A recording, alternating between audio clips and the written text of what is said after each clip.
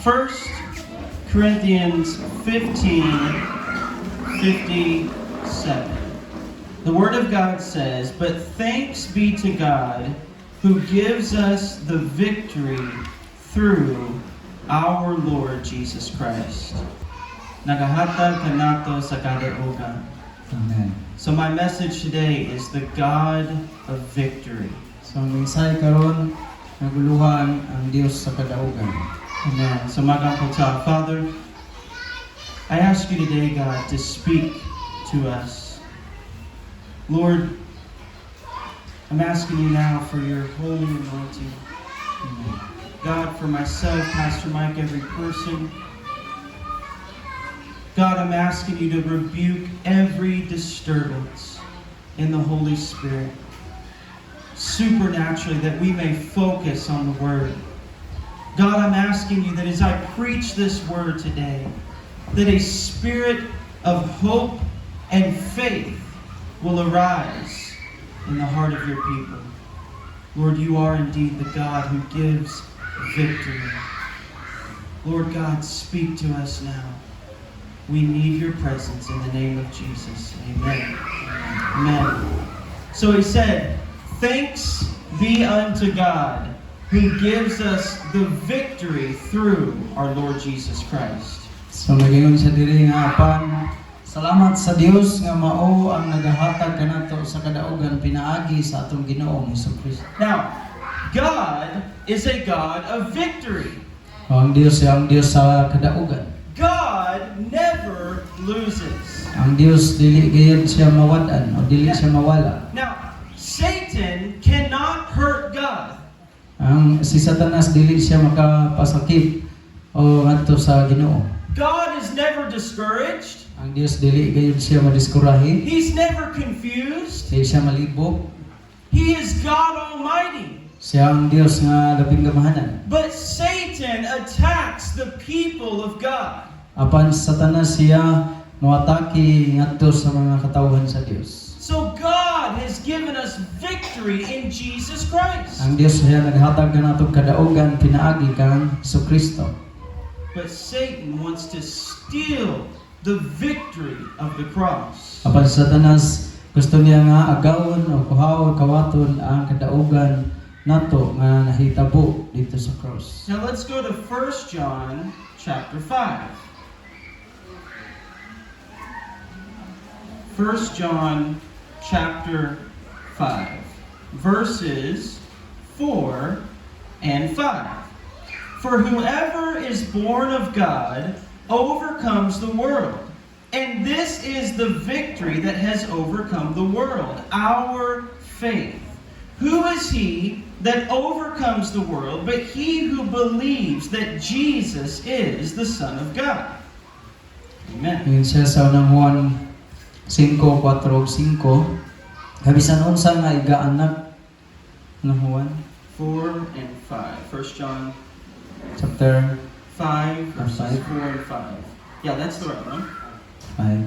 Yeah, that's it right there. Kabisan unsa nga igaanak gikan sa Dios modaog sa kalibutan ug ang pagdaog nga nagadaog sa kalibutan mao kini ang atong pagtuo. 5 ug kinsa ba ang mananaog sa kalibutan kundi siya lamang nga nagatuo nga si Jesus mao ang anak sa Dios. Whoever is born of God overcomes the world. Bisan kinsa nga din anak diha sa Dios siya makabuntog sa kalibutan. Who is he that overcomes the world but he that believes that Jesus is the Son of God? Naging siya kinsa man ang mga mananaog so sila nga diin nagatuo nga siya ang anak sa Now, Dios. do you believe in the Son of God? So nituo ba mo sa anak sa Dios? Then you are the overcomer. So gitawag ka nga din mananaog.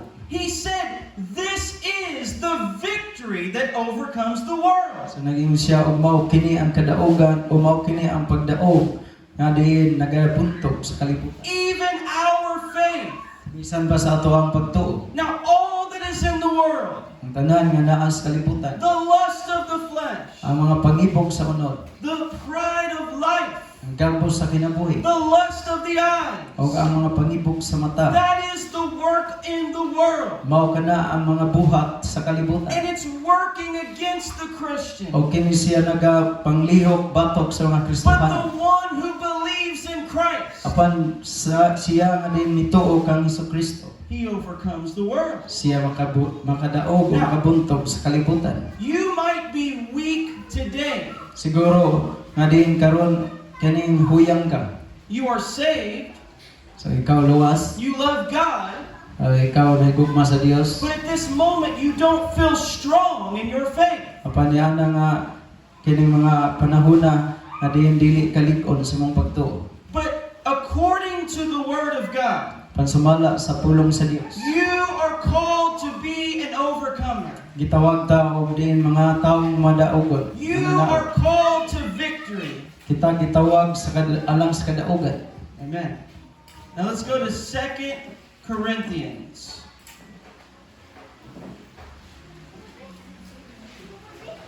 Chapter 2, verse 14.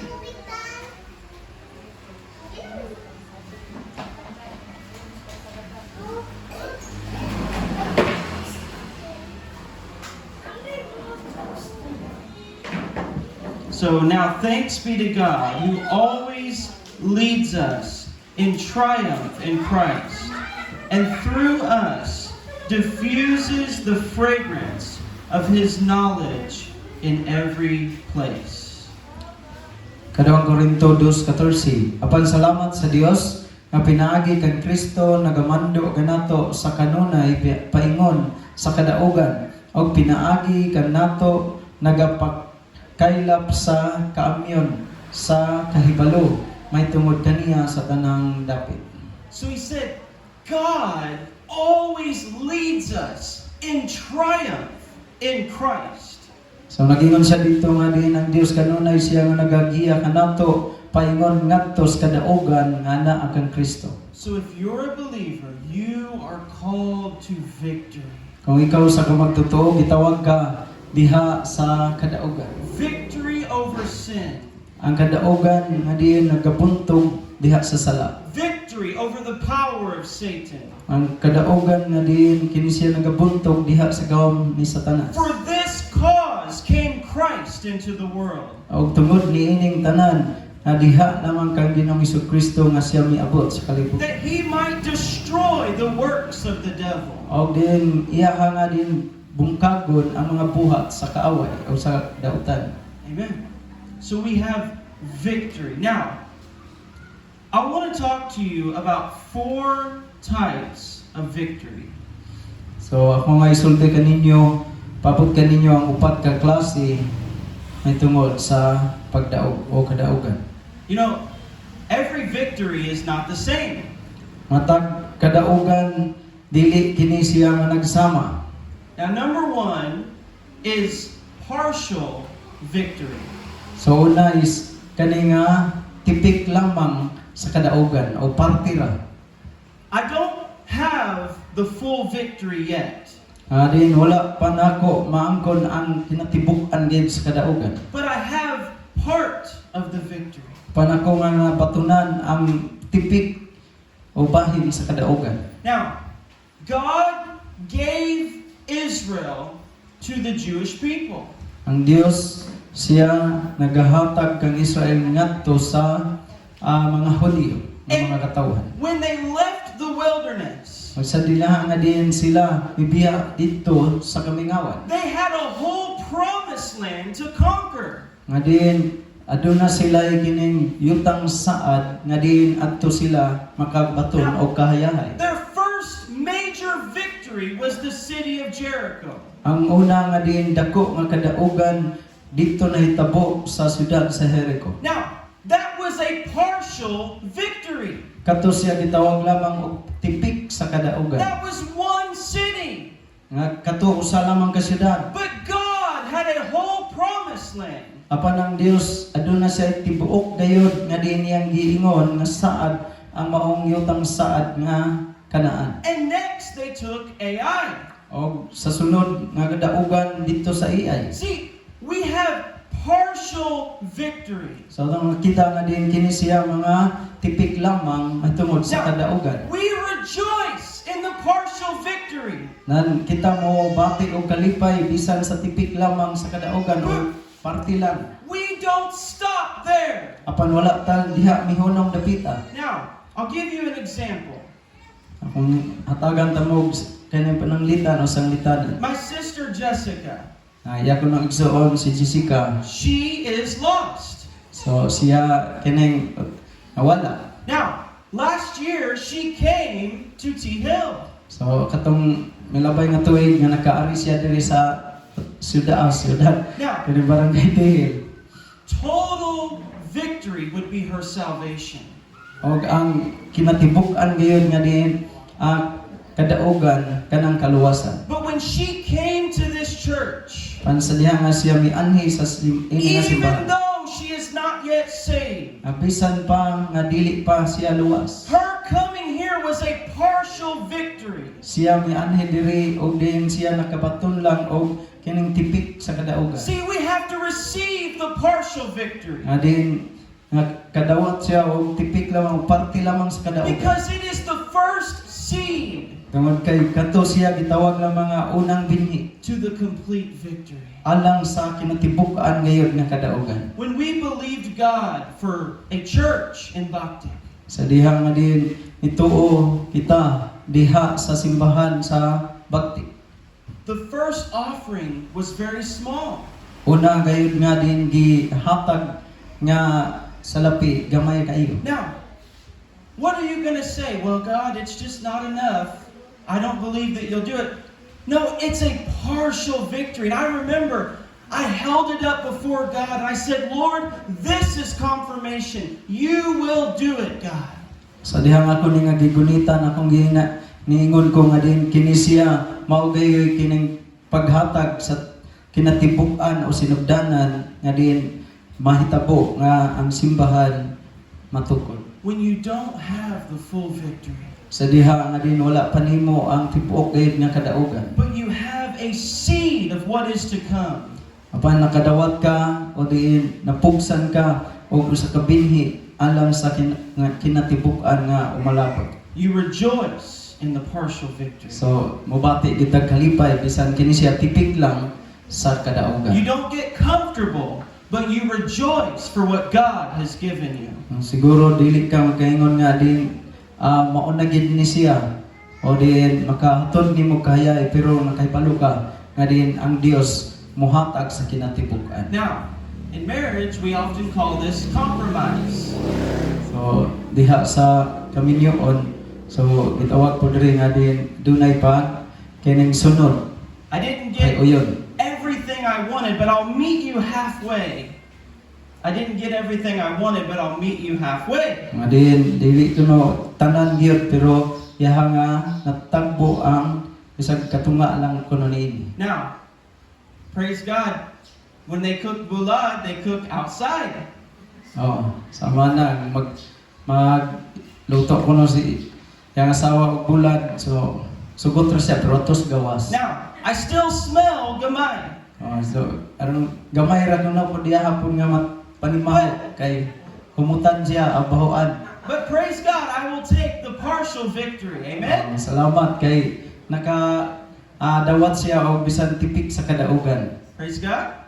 So, there are times in your life where you don't get the fullness, but you have a partial victory. So Amen? doon ay panahon nga sa atong kinabuhi dili nato madawat o masinati ang kinatibuk-an gayud nga pagdaog o kadaugan pero aduna na ibahin nga diin o sinugdanan o parte lamang sa kadaugan.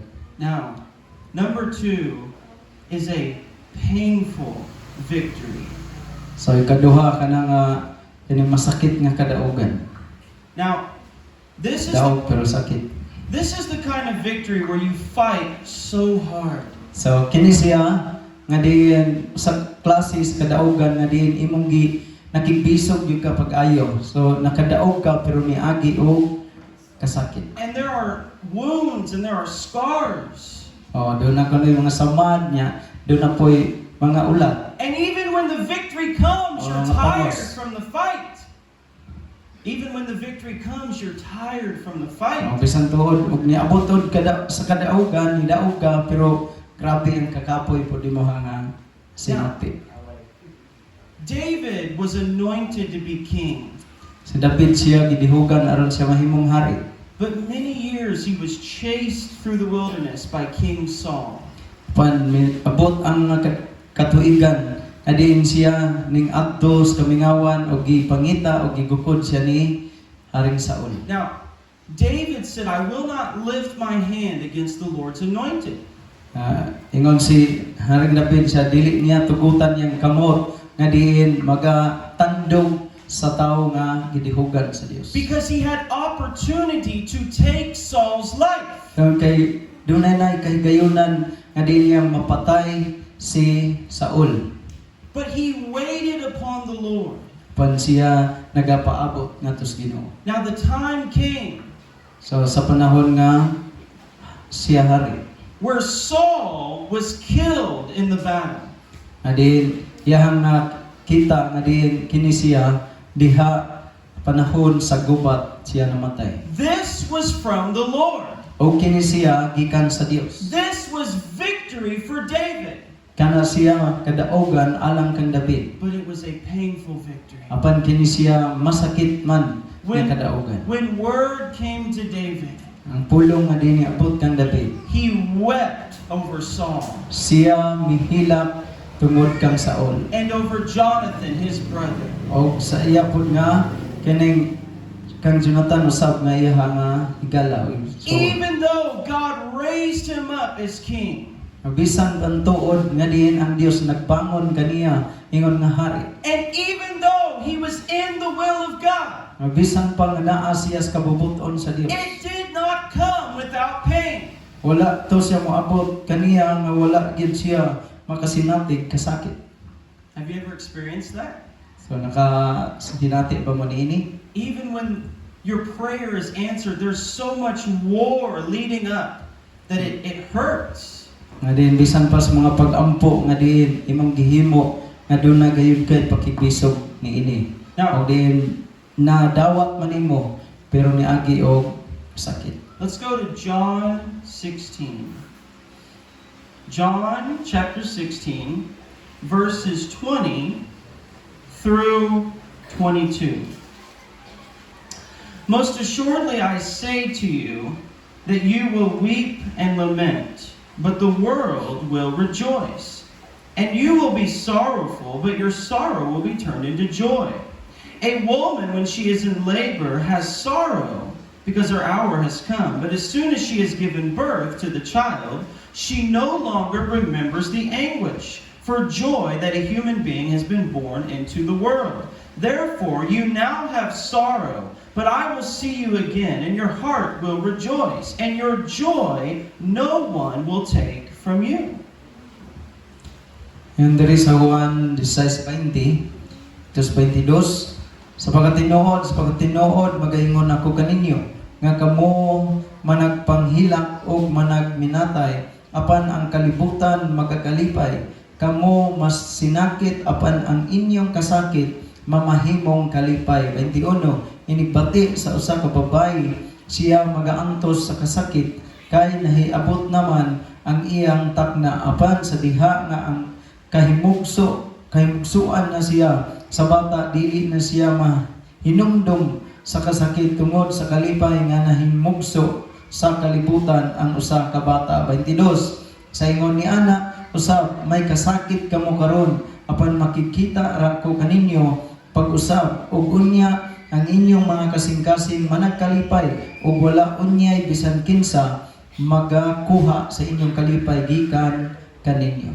Amen. You remember the word, weeping endures for the night, but joy comes in the morning. So atong hinumduman ang pulong nga din ang paghilak taliwala sa tungang gabi, pero ang kalipay nagaabot diha sa kabuntagon. Jesus says in verse 20, you will be sorrowful, but your sorrow will be turned into joy. So diri sa 20 siya nga kamo anaa sa kasakit, apan ang inyong kasakit muhatod ngadto sa kalipay. And then he uses the example of pregnancy. Og iyahang gigamit nga kining panig-ingnan o latawonon ang usa ka babaeng taliana. Now, what greater victory than to have life given by God? Nga din usa ka dako nga kadaugan adunay kinabuhi nga gihatag sa Dios. A life that God has created for His purpose. Ang kinabuhi nga din gibuhat alang sa iyahang nga katuyuan. But he said, the hour has come. Nagingon siya ang tagna moabot She goes into labor, nga siya magbati na. and there is great sorrow. Nga din siya mubati og dakong kasakit. But then the joy comes. Apan maabot ang kalipay. When she is given birth, she no longer remembers the anguish. Nagingon siya nga sa dihang kahimuksuan na siya dili na siya makahinumdum siyang kasakit. Verse 22, therefore you now have sorrow, but I will see you again, and your heart will rejoice, and your joy no one will take from you. Sa 22 sa ingon niya na usab may kasakit kamo karon apan makikita ra ko kaninyo pag-usab ug unya ang inyong mga kasing-kasing managkalipay ug wala unya bisan kinsa nga makakuha sa inyong kalipay gikan kaninyo. See, sometimes we're in the midst of a victory and we don't even realize it because it's so painful. O usahay kaliwala sa kadaugan dili ta makaamgo tungod niini sa kasakit.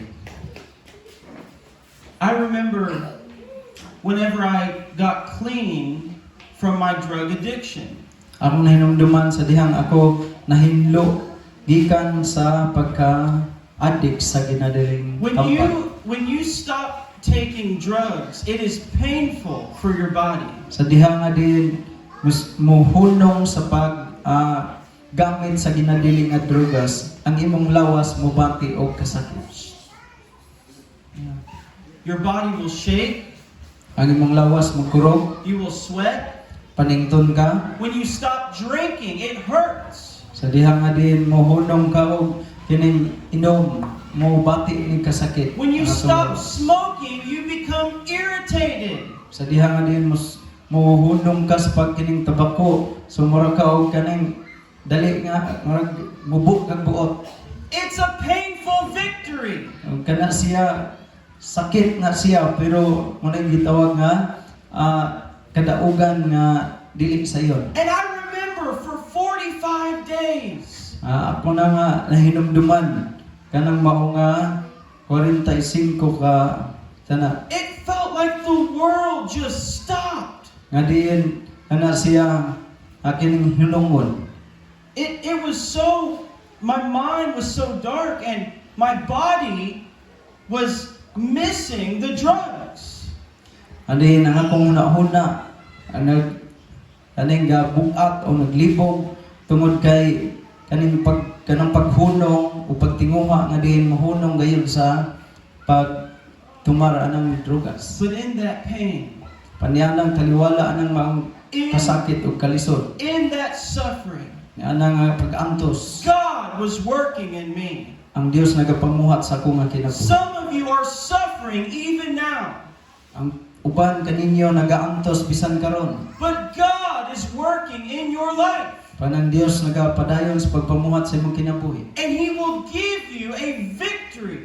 Og siya naghatag kanay mong kadaugan. But it's not without pain. Apan dili sa sayon nga paagi kundi bisan sa kasakit. When God disciplines us, Sa dihang ang Dios nagadisiplina kanato, it is a painful victory. kani siya masakit nga kadaugan. It brings us into the holiness of Christ. Kini siya magahatod kanato diha sa pagkabalaan nga naa kang Kristo. But it's not without pain. Apan dili kini siya nga diin sayon nga kadaugan o walay kasakit. When you exercise, Sa dihang ikaw naga-ensayo o your nagbansay-bansay, body has pain. ang imong lawas pamaulan. But you don't see the fruit right away. Apan dili nimo makita ang bunga sa imong exercise, ensayo sa dali nga panahon o But the sa mubo nga time panahon. will overcome. Praise God.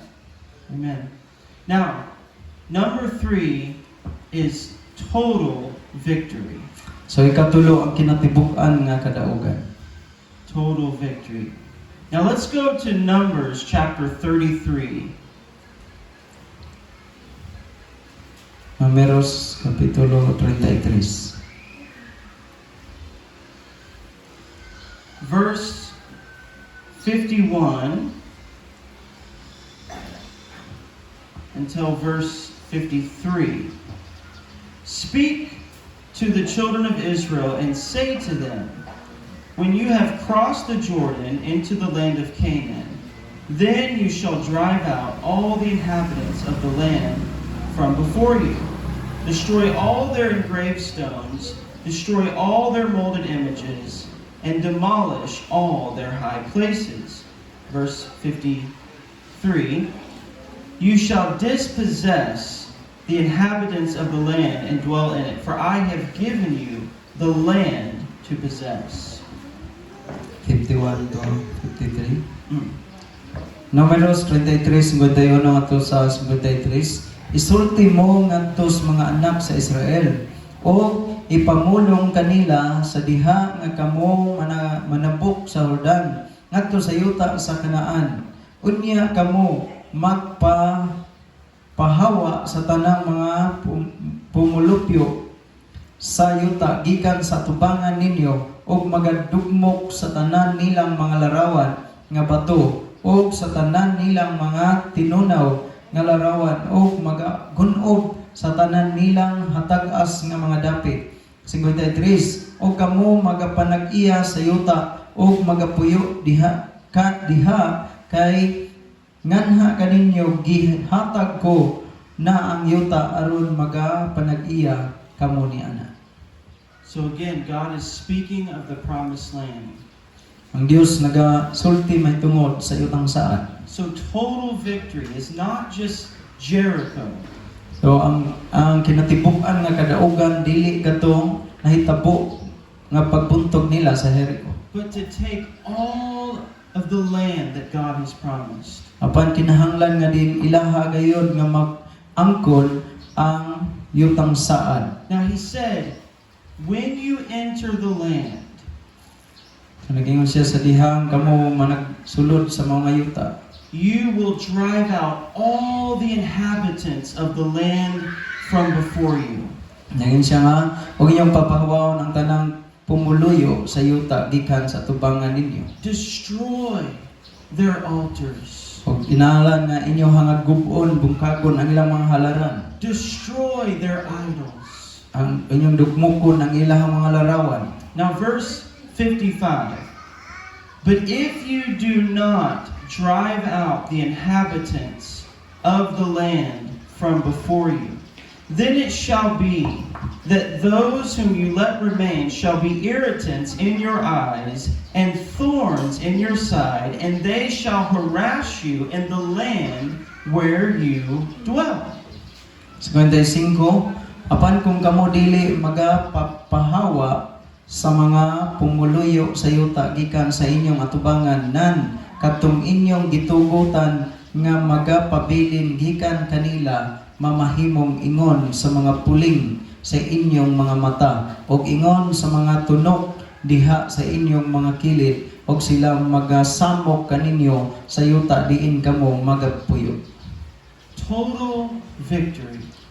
Ang kinatibuk-an nga kadaugan Is taking the land that God has promised you nga kinahanglan nga ilagayod nga maangkon makuha ang maong yuta nga gisaad sa Ginoo and driving out every enemy. o kinahanglan nga ilaha gayud nga papawaon gikan sa maong yuta o gikan sila nga tubangan ang ilang mga kaaway. The promised land is not a place for idols. Ang yutang saad dili na siya maong dapit sa mga Dios-Dios. It is not a place for the enemies of God. Dili kini siya maong dapit sa kaaway sa Dios. It is not a place for the demonic powers. Dili kini siya dapit sa mga demonyo. See, I'm not only going to take the joy of the Lord, Nga din ato laging kuhaon dili lamang ang kalipay sa Ginoo the peace of God, o ang kalinaw sa the Dios Word of God. o ang pulong sa Dios. But I'm driving out the lie of the enemy. Apan atuwa diay nga diin papahawaon ang mga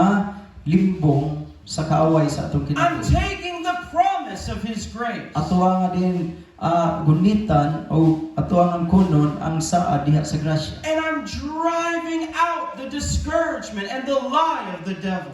O atuwa din nga abugod ang mga pagpadiskurahi o din mga bakak diha sa kaaway.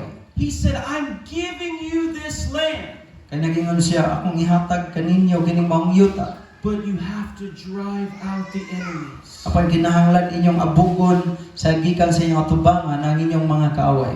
Now, God told Joshua, every place that you set your foot, I will give to you.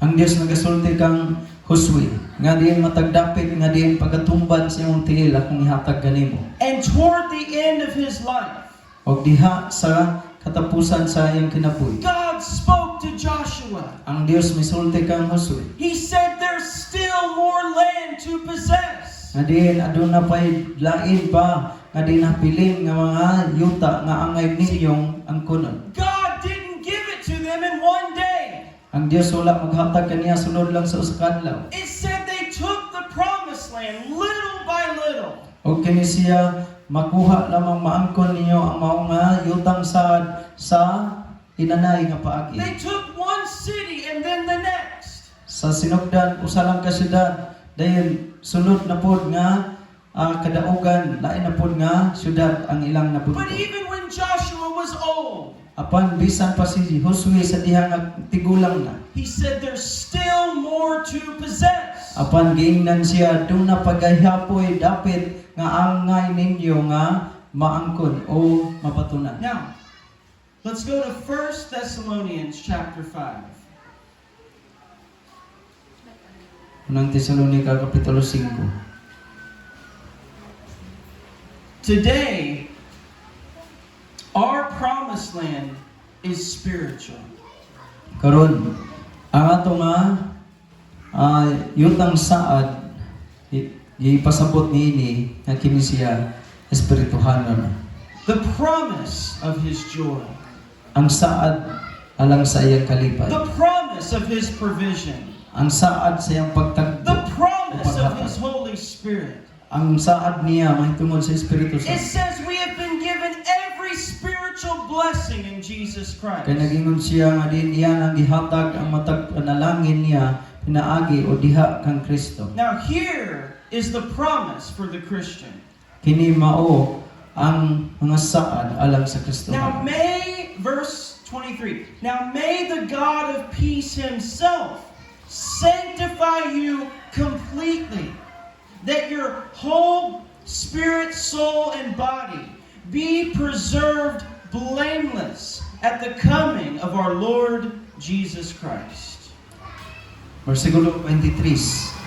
Ang Dios sa kalinaw magabalaan unta sa inyong tibuok nga pagkatawo ug ang inyong bug-os nga espiritu kalag ug lawas pagabantayan unta nga kini dili masalawayon inig-abot sa atong Ginoong Hesukristo. May God sanctify you completely. Nga ang Dios siya magabalaan kanato sa kinatibuk-an gayon. You overcame your anger.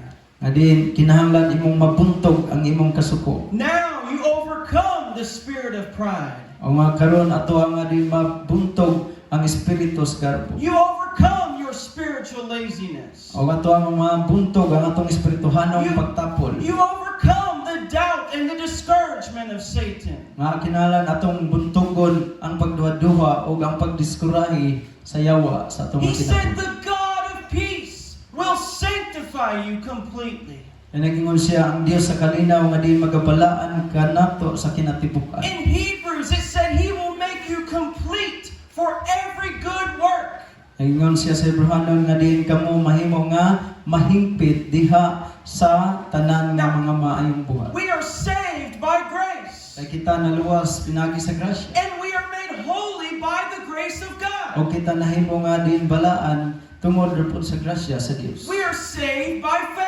kita naluwas tung pinagis pagtuo. And we are made holy by faith. O kita usab nahimong balaan tungod sa pagtuo. When I believe the promise of God. Sa dihang kita mituo sa mga saad sa Dios. It says in verse 24, He who calls you is faithful, who also will do it. Sa 24, kasaligan siya nga nagatawag kaninyo o kiniiya gayud nga pagatumanon. Now, I want you to see this. The total victory.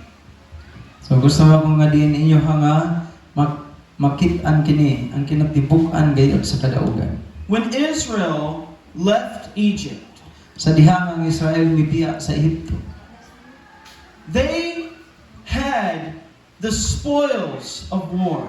so aduna gayoy kining gubat nga diin ilaha nga mga tubangon. The Bible says they plundered the Egyptians for their gold and their money and their silver. Ay nagingon ang pulong sa Ginoo ug sila gibutang-butangan nga diin sila nangawat ug salapi ug bulawan. So God gave them a promised land. Ug ang Dios naghatag kanila og sa yutang saad. He gave them the treasure. Ang Dios naghatag kanila pahandi. He gave them peace in their land. Siya nagahatag og kalinaw diha sa ilang yuta. And he said, drive out the enemies. Ngayon siya og ginalan inyong papahawaon ang tanan nga kaaway gikan sa inyong atubang. Your salvation is a promised land of God. Kaya nga atong kaluwasan mao kini ang itong saad gikan sa Dios. You are the child of God. Ikaw anak na sa Dios. But you're not called to be lukewarm. Apan wala dili ka wa katawga nga din wa tatawga aron mahimong bugnaw-bugnaw You're o not- init. You're not called to anxiety. Wala tatawga aron nga magkabalaka. You're not called to the fear of man. Wala tatawga aron magakahadlok sa magtalaw ngadto sa mga tawo. Your promise is victory. Kaya ang atong nasaad nga atong pagadawaton o gidawat kanang kadaugan. Total victory for the Christian Kanang kinabibuk-an gayud nga kadaugan sa mga Kristohanon. is not when the battle doesn't come. Nga dili sa kining gubat nga wala pa niabot. It doesn't matter how holy you are, the battle will always come. Nga din wala ni magbase kung unsa man ta kabalaan tungod kay ang gubat kanunay man ni siya nga naa gayud. But total victory Apan ang kinatibuk-an gayud nga kadaugan. is when you respond by faith Sa diha nga din ikaw mitubag pinaagi sa pagtuo and faithfulness o pagkamatinud-anon and holiness. diha sa pagkabalaan. When you hold to the promise of God. Sa dihang imong gigunitan o gunitan ang mga saad sa Dios. Now David got total victory over Goliath. Si David aduna gayud siya kadaugan Now, nga ilabihang nga kadaugan tungod sa gigante nga si Goliath. what did David use to take down Goliath? So unsa man ang gigamit ni David aron nga iyang mabuntog si Goliath? Aron mapildi. Bato? Amen? But do you know, after Goliath was dead and fell to the ground, So nakabalo pa mo nga human si Goliath namatay nga din siya nahagpa sa yuta. David took the sword of Goliath Si David iyang gikuha ang espada ni Goliath. and he cut off the head of Goliath. O giputol ang liog ni Goliath, gikuha ang ulo. He got total victory over his enemies. So iyang naangkon gayud ang tibuok kinatibuk-an nga kadaugan batok siyang kaaway. Now, Goliath was mocking David. Si Goliath nagabugal-bugal kang David. He said, I will take off your head. Naingon si kining Goliath, akong kuhaon ang imong ulo. See, the devil wants to mock the people of God. Ang yawa gusto po niya nga din bugal-bugalan ang mga katawhan sa I will Dios. take your head. Naingon siya, ako ang kuhaon ng imong ulo. I will take your marriage. Akong kuhaon ng imong nga gubon ng imong kaminyon. I will take your children. Ako nga din kuhaon ng imong mga kanakan. But we have to stand in faith. Apan kinahanglan mo barog tas pagtuo. We have to ignore the lie of Satan. Kinahanglan nga dili nato tagdon ang diin bakak limbong ni Satanas. And we take the head of Goliath. O din iya nga kuhaon o atong kuhaon ang ulo ni Goliath. Total victory. Kana siya nagkahulugan sa kinatibuk-an gayon ug dako nga kadaugan. See, God told them, drive out the enemies from your land. Ang Dios nagasulti ngadto kanila, nahala ninyong abugon ang tanang kaaway gikan sa maong yuta nga saad. Sin is your enemy. Adin Sin is your enemy. tanawa o ang imuha nga din kaaway. Ungodliness is your enemy. O din awang sala mao atong kaaway o ang pagkadili disnod. Distraction from God is your enemy. O kanang pagka-disturbo adin kana siya kaaway nato na. Discouragement is your enemy. Ang pagkadiskurahi kana siya kaaway gihapon na. God says, drive it out. O ingon ng Dios sa pahilayo na o apuga gikan sa imong kinabuhi. Now, lastly, let's go to 2 Chronicles. I have two more scriptures. 2 Chronicles chapter 20. Number 4 is God's victory. Kaupat ang Dios nun nga kadaugan. The victory of God. Ang kadaugan sa Dios. Sikan 2 Chronicles chapter 20, verse 15. Through, let's see, verse 15. And he said, listen, 20 verse 15. All of you, Judah, and you inhabitants of Jerusalem, and you, King Jehoshaphat, thus says the Lord to you, do not be afraid nor dismayed because of this great multitude, for the battle is not yours, but God's. Verse 15. Agin siya ikadawang Kronikas 20:15. Og siya mingon pamati kamo tibuok Huda og kamong mga pumuluyo sa Jerusalem. Og ikaw hari Josaphat kini mao ang gipamulong ni Jehova kanimo. Ayaw kamo kahadlok ni magmaluya tungod niining dakong panon kay ang gubat dili inyo kundi iya sa Dios. The battle is not yours, but God's. So ang gubat dili dini atua kundi iya sa Dios. Verse 17. You will not need to fight in this battle. Position yourself, stand still, and see the salvation of the Lord who is with you, O Judah and Jerusalem. Do not fear or be dismayed. Tomorrow, go out against them, for the Lord is with you. Versikulo 17.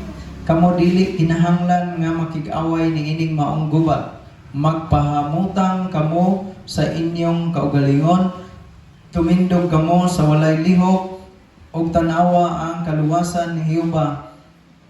At uban kaninyo o Huda o Jerusalem. Ayaw kahadlok ni magmaluya o magpanggula kamo batok kanila kay si Jehova magauban kaninyo. You will not need to fight in this battle. So dili kinahanglan nga diin kita ang diin maningkamot sa pagpakig-away ni ining mao nga gubat. So you have the partial victory. So aduna kita gining tipik lamang sa kadaugan. I don't see the fullness, Wala na to makita pa ang kinatibuk-an. but I have a partial victory. Apa na to ang naangkon nabatunan kini siya tipik lamang. You have the painful victory. Adi nakaagi puta og kadaugan nga diin ni agi og kaning kasakit. You have the total victory. Og diin aduna poy kini kadaugan nga diin kompleto o But kinatibuk-an. now we see the victory of God, Apan karon atong makita ang kadaugan diha sa Ginoo. where God says you don't even need to fight in this battle. Nagingon ang Ginoo nga di na kinahanglan nga diin kamo makigbisog o diin mo kig-away ni ining mao nga gubat. All you must do is stand still and see the salvation of the Lord. Ingon siya, ang inyo lang buhaton kanang magtindog mo nga diin magwalay paglihok o ug inyo nga makita ang kaluwasan sa Ginoo. And let's go to Exodus chapter 14, verse 14. Exodus 14:14. The word says, verse 13 and 14. 13 and 14. And Moses said to the people, do not be afraid. Ayaw kahadlok. Pila ka oras or pila ka panahon. How many times God says, ayaw kahadlok? How many times? God says that all the time. Do not be afraid. Stand still and see the salvation of the Lord, which he will accomplish for you today. For the Egyptians who you see today, you will see no more. The Lord will fight for you, and you shall hold your peace. Risi.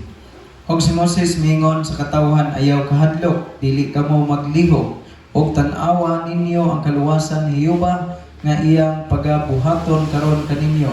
Kay ang mga Ehiptohanon nga inyong hikit-an karon dili na ninyo hikit-an hangtod sa kahangturan. 14. Si Jehova makig-away alang kaninyo o maghilom kamo.